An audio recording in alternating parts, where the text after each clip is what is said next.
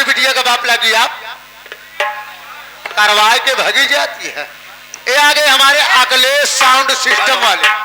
मैंने अब नौकरी करवाई, काम करवाई, पैसा नहीं दी। हमका तनख्वाह चाहिए। देखो पैसा मिलेगा, लेकिन पहले मुझे बताओ जी कि मुझे किस लिए रोक लिए?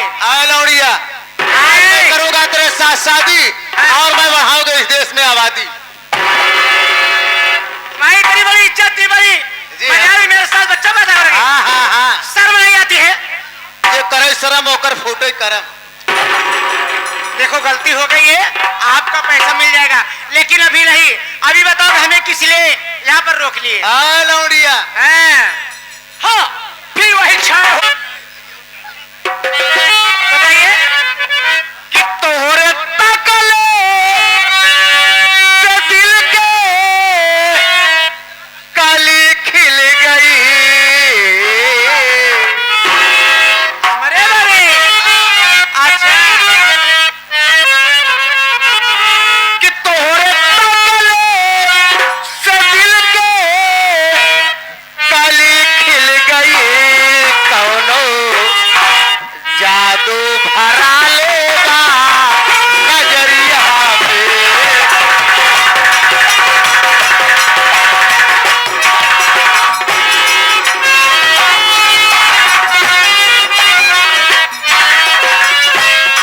तोहरे तकले से दिल के कली खिल गई। कौनो जादू भरा लेगा नजरिया।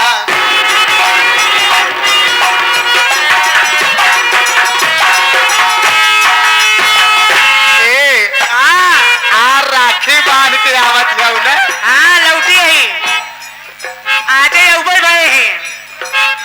काटा काटा हाँ के काटा काटा हो दुल्हने काटा हो काटा काटा। काटा हो काटा काटा हो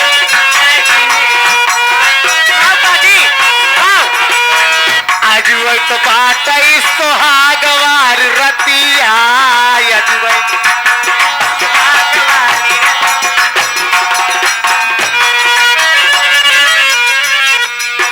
सैयस कैलाश घरा मुलाकातिया।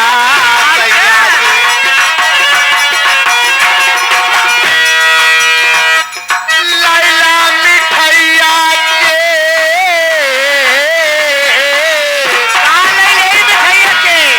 लैला मिठैया के पाटा हो काटा।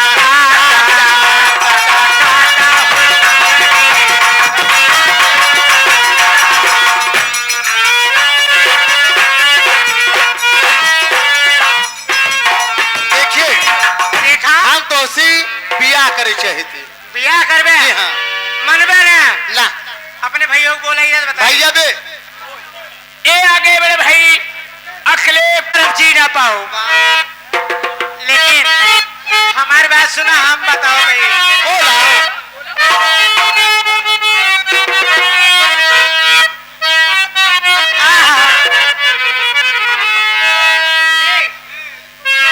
अरे जब से प्यार किया है तुमसे,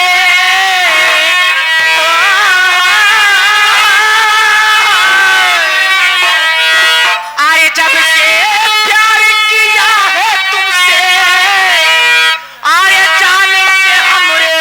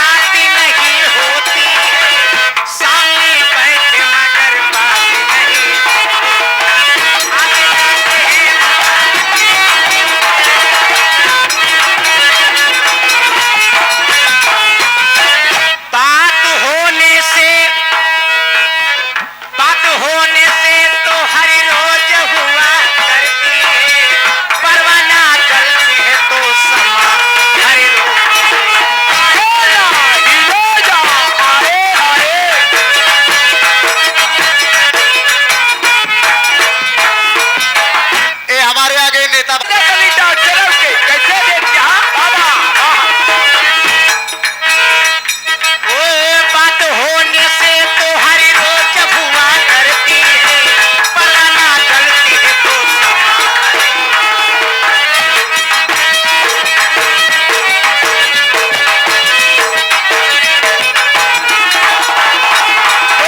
परवाना चलती है तो समाधाने रोती है।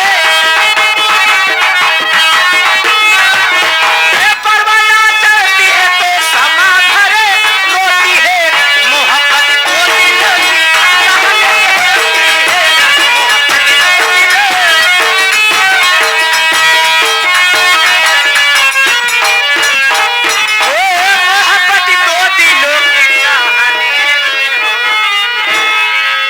आगे भैया है अप्पे और लप्पा।